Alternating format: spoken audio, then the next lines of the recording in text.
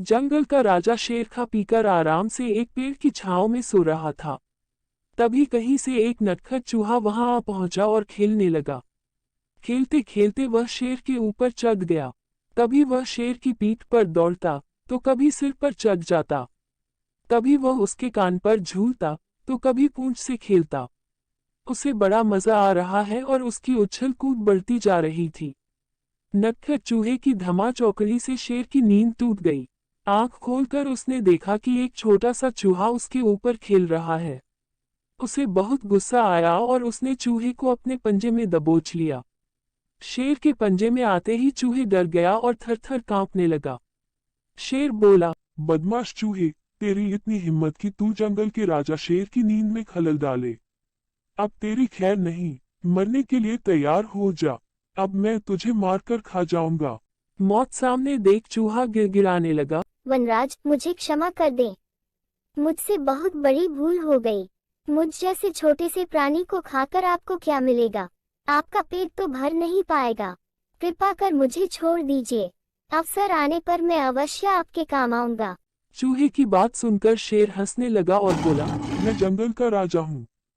मुझसे बलशाली इस पूरे जंगल में कोई नहीं। तू छोटा सा चूहा मेरे क्या काम आएगा? लेकिन फिर भी मैं दया करके तुझे प्राणदान देता हूँ। मेरी नजरों से दूर हो जाओ और आइंदा कभी मेरी नींद में खलल मत डालना। चूहा धन्यवाद कहकर वहां से चला गया। कुछ दिन बीते। एक दिन शेर जंगल में शिकार के लिए घूम रहा था कि वह शिकारी द्वारा बिछाए जाल में फंस गया। उसने बहुत प्रयत्न किया, किंतु जाल से बाहर नहीं आ पाया। वह मदद के लिए दहाड़ने लगा। शेर की दहाड़ वहां से गुजर रहे एक चूहे के कानों में पड़ी। ये वही चूहा था जिसे शेर ने दया कर प्राणदान दिया था। चूहे दहाड़ की दिशा में गया तो शेर को जाल में फंसा हुआ पाया। उसने फौरन अपने नुकीले दांतों से जाल काट दिया।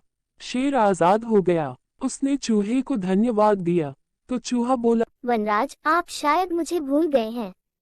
मैं वही चूहा हूँ जिसे अपने प्राणदान दिया था। मैंने आपको कहा था कि किसी दिन मैं अवश्य आपके काम आऊंगा। देखिए, आज मैं आपके काम आ ही गया। शेर को वह दिन याद आ गया और उस दिन की अपनी सोच पर बहुत पछतावा हुआ कि जिस चूहे को उसने तुच्छ समझा था, उसी की सहायता से वह शिकारी से बच पाया है। सीख 1। बाहरी स्वरूप देखकर किसी की योग्यता का आंकलन नहीं करना चाहिए। 2। उपकार कभी व्यर्थ नहीं जाता। किसी न किसी रूप में उसका फल अवश्य प्राप्त होता है।